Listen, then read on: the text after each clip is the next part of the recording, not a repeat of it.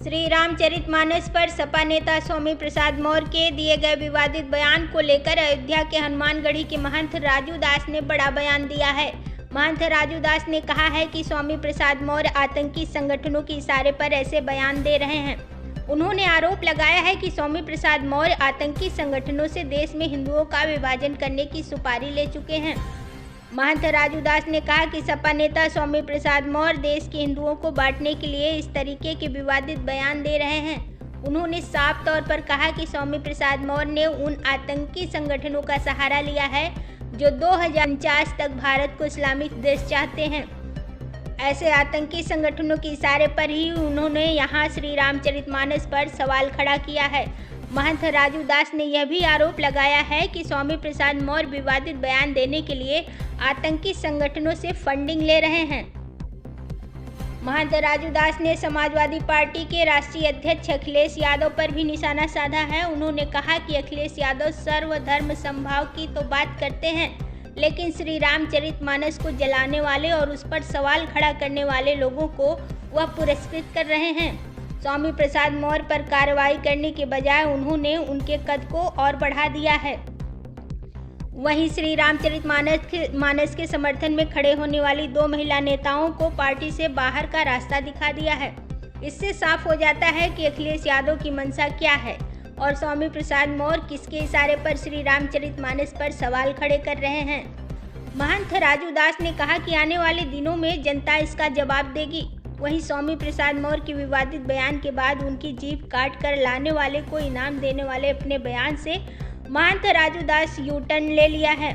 उन्होंने कहा कि हमारा धर्म यह नहीं सिखाता है, हमें अपने उस बयान पर खेद है, हम अपने उस बयान को वापस लेते हैं। लेकिन उन्होंने कहा कि जो लोग आज हमारे धर्म ग्रंथ पर सवाल खड़ा कर रहे हैं, क्या वे भी ऐसा साहस कर पाएंगे।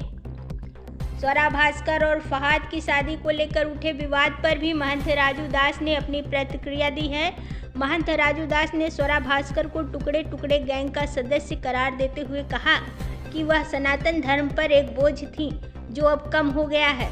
महंत राजू दास ने कहा कि स्वरा भास्कर को अब हलाला के साथ ही हजार लोगों के साथ रहने के लिए भी तैयार रहना होगा। महंत राजू दास ने कहा कि वह किसी धर्म का अपमान नहीं करना चाहते हैं, लेकिन जो इस्लाम में कुरीतियां हैं उसी पर वह सवाल खड़ा कर रहे हैं। आपसे नहीं, देखिए, अगर हमसे डर होता तो अभी तक उनके 72 टुकड़े हो गए होते। दम होता इस्लाम के बारे में बोल के दिखा दें। डेनमार्क में कार्टून बनता है, 9 की 9 पत्रकार की हत्या हो जाती है। नुपुर शर्मा की किसी ने समर्थन किया, हम समर्थन नहीं करते, लेकिन साधारण गरीब आदमी जो एक सामान्य सा व्यक्ति है, कपड़ा काट कर अपने बच्चे का जीवन यापन करता है, ऐसे लोगों का सर कलम हो जाता है। वही देश है। हम सनातन को मानने के साथ साथ यह देश संविधान से चलता है और मुझको लगता है स्वामी प्रसाद मौर्य शुद्ध रूप से सामाजिक आतंकवादी हैं, जो समाज को बांटने की साजिश करे, समाज में जो कुरीति फैलाए उसको हम आतंकवादी कहते हैं। उल्टे वो मेरे ऊपर आतंक का आरोप लगाते हैं। मुझसे डर नहीं लगता। सस्ती लोकप्रियता हासिल करने के लिए जो व्यक्ति भगवान राम को गाली दे, सनातन संस्कृति को गाली दे, जो पूरी सनातन परंपरा को सड़ी हुई जातिवादी बताए, सड़ी हुई बात कर दे, दुखद है, निंदनीय है। इसका पुरजोर विरोध करते हैं, निंदा करते हैं। ये राजू दास की निजी लड़ाई नहीं है कि राजू दास के ऊपर उसने हमला किया या राजू दास ने स्वामी प्रसाद मौर्य के ऊपर हमला किया। हमने हमला किया उनकी मानसिकता पर, उनकी जो ओछी मानसिकता है उस पर राजू दास का हमला है, या ना कि राजू दास स्वामी प्रसाद मौर्य पे हमला किया। अगर वो अपना बयान वापस नहीं लेते हैं, माफी नहीं मांगते हैं, तो राजू दास जी आगे क्या करेंगे? यह राजू दास की लड़ाई नहीं है, 130 करोड़ देशवासी की लड़ाई है। पूरे देश में कहीं पर वो नहीं चल पाएंगे, कहीं नहीं घुस पाएंगे। जो संवैधानिक लड़ाई है, जूते से उनका स्वागत करेंगे, उनको कलखे से उनकी स्वागत करेंगे। जिस प्रकार से हो सकता है उस प्रकार से उनका स्वागत करेंगे, क्योंकि यह सनातन परंपरा वाला देश है जहां पर हम सर्वे भवन्तु सुखिनः सर्वे सन्तु निरामया विश्व बंधुत्व की बात करते हैं। हमने किसी का अपमान थोड़ी नहीं किया है। हम तो स्वामी प्रसाद मौर्य को यही तो कह रहे हैं ना। आपको किसने अधिकार दिया सनातन पे बात करने का? ठीक है, अगर आपको ऐसा लगता है तो यह डिबेट की विषय नहीं है, या ट्विटर पे बाहर का विषय नहीं है, ये फेसबुक पे लिखने का विषय नहीं है। अब मंच से गाली दो सनातन पे, ये नहीं चलेगा। आप जिस पार्टी की विचारधारा को मानते हो, लोहिया की विचारधारा, लोहिया ने राम राज की परिकल्पना किया था। काशी से लेकर बनारस से लेकर आपका जो है प्रयागराज से लेकर अयोध्या तक रामायण मेला का शुरुआत लोहिया ने किया था। क्या उस विचारधारा को आप मारने की साजिश कर रहे हो? क्या आप संविधान से भगवान राम की वो दुर्लभ प्रति आप हटा सकते हैं क्या? जिस प्रकार से अंबेडकर साहब ने संविधान में मूल प्रति पर भगवान राम का चित्रण है, क्या उसको आप हटा पाएंगे क्या? क्या महात्मा गांधी की रामराज की परिकल्पना थी, क्या उसको आप मिटा पाएंगे क्या?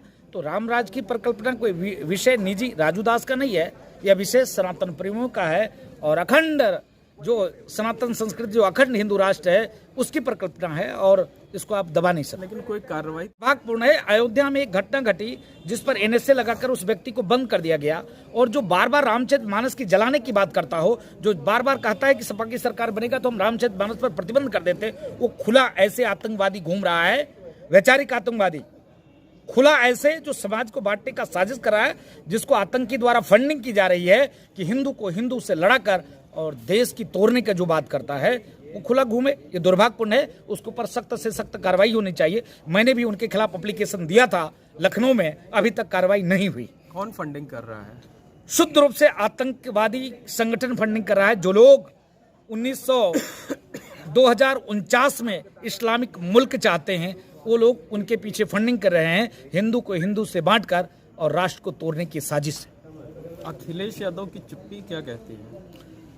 दुख इस बात की है कि एक तरफ माननीय अखिलेश यादव जी कहते हैं कि सर्वधर्म सद्भाव की हम बात करते हैं, दूसरी तरफ जो रामचरित मानस को गाली देता है, भगवान कृष्ण को गाली देता हो, जो गीता को जलाने की बात करता हो, जिसके प्रसार में रामचरित मानस जलाया जाता हो, उसको तुरंत प्रोत्साहन दे दिया जाता है, उसको राष्ट्रीय महासचिव बना दिया जाता है। इससे क्या क्या दिखता है?